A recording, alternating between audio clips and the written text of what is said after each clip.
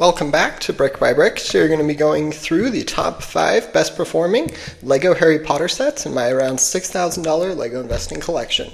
So we will get started just by going a little bit over what the advantages of investing in LEGO Harry Potter sets are. So I currently have about a little over a sixth of my portfolio dedicated to Harry Potter sets. I have the majority of it, a little over half, in LEGO Star Wars sets. But LEGO Harry Potter is generally a fairly safe, reliable investment. Some do better than others, but I've found that it usually doesn't do quite as well as Star Wars, but it's usually around that figure, especially if you hold on to it for long enough. And I'm planning on keeping these sets for a while, and I've already kept them for a little while. So the best performing one, and this is in terms of just growth, is the Aragog's Lair set. So I have 5 of these left in my collection. I had 8, I sold 3 of them. And I bought those 5 for a total of about $51. I was able to get most of them for about $9.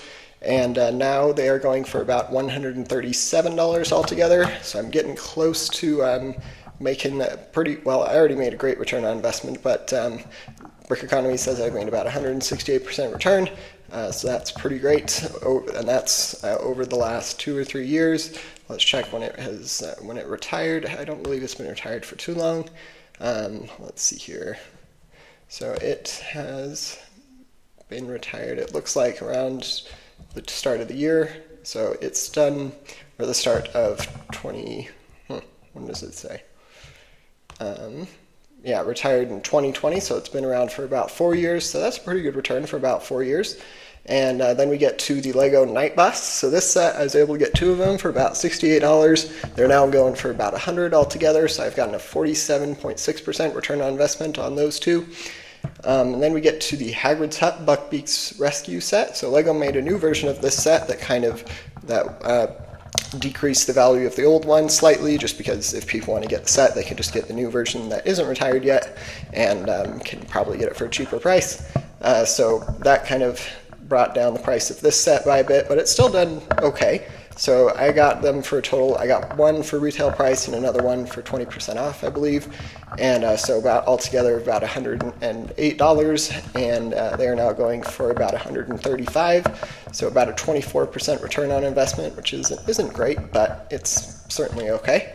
Then we get to the Hogwarts Great Hall. I'm not sure why. This one had a 31% growth, but it was behind the Hagrid's Hut Buckbeak's Rescue. Anyhow, it could just be the years it was released and stuff, but this one is the Hogwarts Great Hall. So this set, I was able to get it 20% off, so I got it for about $80, and it is now going somewhere in the range of $100 to $110, so which means about a 31.3% return on investment. I'm going to hold on to this one for a while.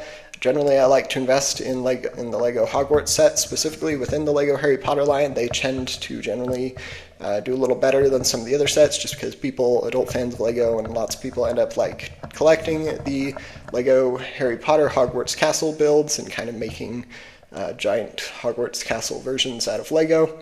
Then we get to the Hogwarts Whomping Willow. So this set, I paid $54 for it. I only have one of them, same as the Hogwarts Great Hall. And it is now worth about $73. This one hasn't done great, but and it's been retired for a while, so not too amazing, but thankfully I was able to get it on sale. So I got about a 35% return on investment, and if I sell it on eBay, the fees, that's going to be about a 22% return on investment. So I'm going to hold on to it for a little while longer. Hopefully it will continue to go up in value. Got a good feeling about the Hogwarts Great Hall. I think that one is probably going to keep increasing in value by a pretty consistent margin.